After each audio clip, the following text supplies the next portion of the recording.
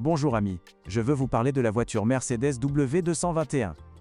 La première de la dernière génération de la limousine phare de Mercedes a eu lieu mi-mai 2013. C'est une bonne nouvelle pour ceux qui envisageaient depuis longtemps d'acquérir la classe S de génération précédente.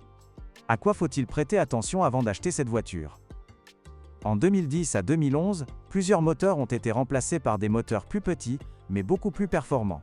La production de la voiture a pris fin en juin 2013, et, depuis quelque temps, il est possible de commander le successeur de la W221, le modèle W222, dans les concessions.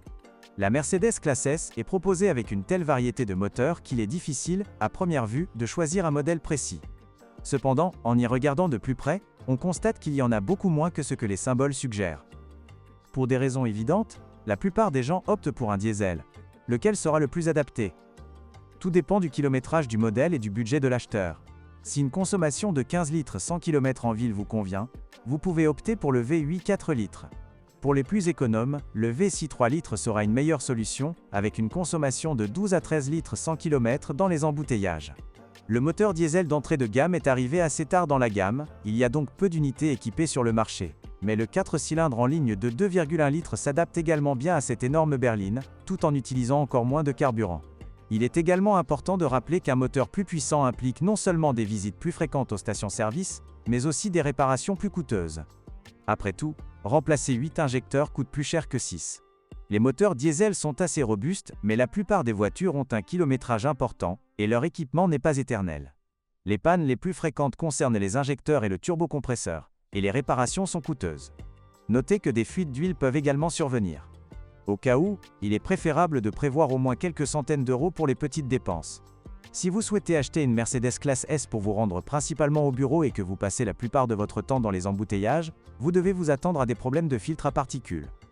Si vous pensez qu'un moteur diesel n'est pas adapté à une telle voiture, vous avez le choix entre de puissants moteurs essence. Quel que soit le moteur choisi, chacun d'eux s'adapte parfaitement à ce poids. Les moteurs alimentés par un carburant plus raffiné sont beaucoup plus durables et affichent une consommation bien plus faible, ce qui n'est pas surprenant. Cependant, soyez vigilants lors de l'achat. Avant le restylage, Mercedes utilisait des pignons défectueux sur les arbres d'équilibrage, dont les dents se cassaient et s'usaient. Pour résoudre ce problème, il faut remplacer l'ensemble du système, souvent même la chaîne, déjà limée. La consommation de carburant? Tout dépend du style de conduite. Certains moteurs de base consomment environ 12 L/100 km en ville, d'autres, 1 à 2 litres de plus.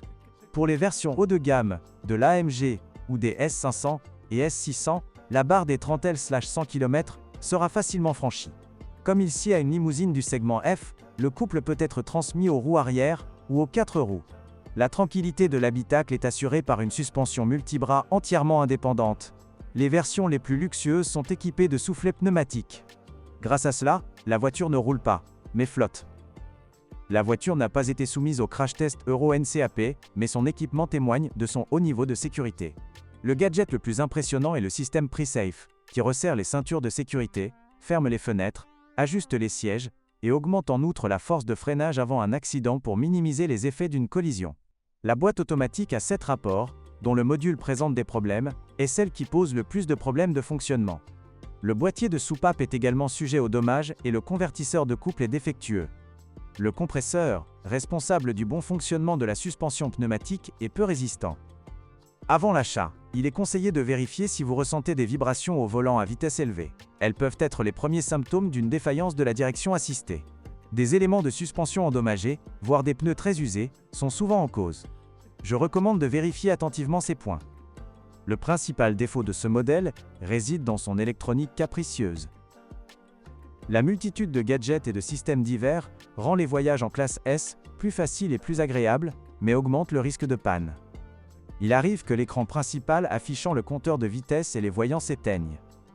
Le système de navigation est également agaçant, fonctionnant parfois, mais pas toujours. Le changeur de CD, les sièges gonflables, le coffre à fermeture électrique ou le toit ouvrant sont d'autres points faibles de ce modèle. Il arrive que la climatisation se mette en panne. Heureusement, la panne est généralement due à un ventilateur très sale. Il faut le nettoyer soigneusement pour qu'il fonctionne correctement. Le plus gros problème, cependant, est de trouver un service professionnel. Les utilisateurs de voitures achetées en concession se plaignent déjà des difficultés d'AISO à identifier rapidement les sources de panne. Hormis des coûts d'entretien élevés et des pannes gênantes, La Mercedes classe S ne présente pratiquement aucun défaut majeur et mérite d'être saluée presque exclusivement par les superlatifs. Suspension confortable, bonnes caractéristiques de conduite, performance exceptionnelle, équipement très complet, la liste est longue. Merci de m'avoir écouté. N'oubliez pas de vous abonner à la chaîne et de noter ma vidéo.